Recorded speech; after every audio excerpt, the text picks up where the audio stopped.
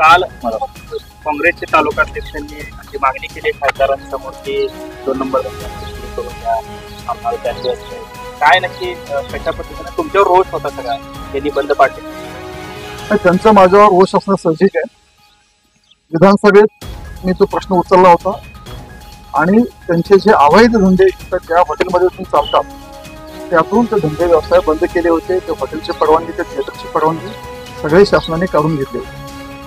आणि या सगळ्या प्रकरणामध्ये सगळ्यात महत्वाचं म्हणजे काय, जो पोलिसांचा अहवाल शासनाकडे गेला होता तो अहवाल आमच्या काळात नाहीये. तो महाविकास आघाडी ज्यावेळी सत्तेत होती त्यांचे देशमुख साहेब, जे अनिल देशमुख साहेब गृहमंत्री होते, त्यांच्या काळामध्ये पोलिसांनी शासनाला अहवाल कळवला होता आणि मी विधानसभेत प्रश्न मांडल्यावर शासनाने त्यांचे सगळे धंदे बंद केले होते.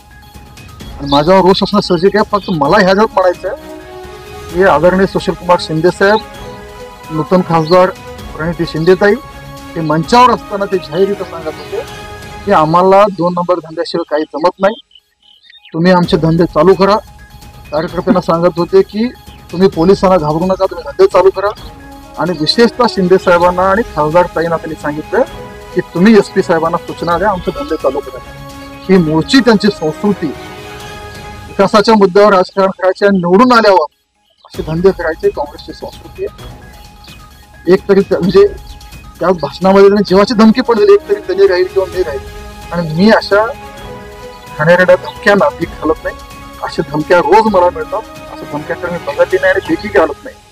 पण एक ह्या सगळ्यामध्ये दिसून येतं, निवडून येताना गोरगरिबांचं कल्याण, विकास वगैरे वगैरे वगैरे अशा मोठ्या मोठ्या गोष्टी निवडून यायचे आणि आल्यावर अशा धंदे चालू करा अशी मागणी आपल्या खासदारांनी करायचं. आणि ह्या सगळ्यांवर खासदारांनी आणि सुशीलकुमार शिंदेनी मौन व्यक्त केलं, कुठेही प्रतिक्रिया दिली नाही. ह्याचाच अर्थ निवडून आलेल्या खासदारांचं, त्यांच्या नेत्याचं अशा धंद्याला पाठबळ हे सिद्ध होतं. काय आपली या पुढच्या काळात मागणी असणार आहे? पोलीस अधीक्षकांनी ह्याच्यावर लक्ष घालावे. कारण त्या भाषणामध्ये त्यांनी उल्लेख केला की शिंदे साहेब तुम्ही पोलीस अधीक्षकांना सूचना द्या, आमचे धंदे चालू करायला सांगा, त्या धंद्याशिवाय आम्हाला काही जमत नाही. जाहीररित्या व्यासपीठावर खासदार निवडून आले म्हणून त्यांचा एवढा आत्मविश्वास वाढत असेल तर पोलीस विभागाने ह्याकडे लक्ष द्यायला पाहिजे, ह्यांच्यावर कारवाई करावी. काँग्रेसचे कार्यकर्ते गरीब आहेत, त्यांना असे धंदे करू द्या असं देखील वक्तव्य त्यात म्हणले नाही. काँग्रेसचे कार्यकर्ते गरीब आहेत, आम्हाला ह्याला सोडून कुठलाही धंदा करता येत नाही, त्यामुळे आमचे 2 नंबर धंदे चालू करा अशी मागणी त्यांनी सभेत केली. पण मग ते कोण, त्यांचे काय पद आहे आणि काय या पोलिसांचं? ते तालुका अध्यक्ष आहेत, माजी मंत्र्यांचे भाऊ आहेत, नाही काही प्रमुख नेते, काँग्रेसचा चेहरा आहे. आणि ज्या पद्धतीने त्यांनी बोललं त्या पद्धतीने पोलिसांनी त्याच्यावर यापूर्वी किती गुन्हे दाखल आहेत, आताही एक तरी त्यांनी राहील किंवा मी राहील अशा धमक्या पण द्यायला. त्यामुळं ह्या सगळ्यांची गांभीर्याने नोंद पोलीस प्रशासन तर निश्चित घेईल. काँग्रेसच्या नेत्या मंडळाचे मंचावर खासदार होते शिंदे साहेब होते, त्यांनी याचा खुलासा करावा. या बाबतीत तुम्ही गृहमंत्र्यांची निश्चित करावा. धंदे तरी बंदच आहेत, चालू तर होऊच देणार नाही. अक्कलकोटमध्ये अशा धंदे कधीही चालू होऊ देणार नाही. आणि कोणीही कितीही मागणी केले, त्यांचे खासदार आले काय, यांच्या अजून कुठे नेते धंदे चालू होणार नाही.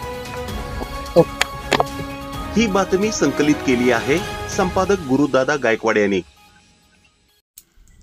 ताज्या घडामोडी पाहण्यासाठी आजच महाराष्ट्र सुखदेव न्यूज या YouTube चॅनलला लाईक आणि सबस्क्राईब करा.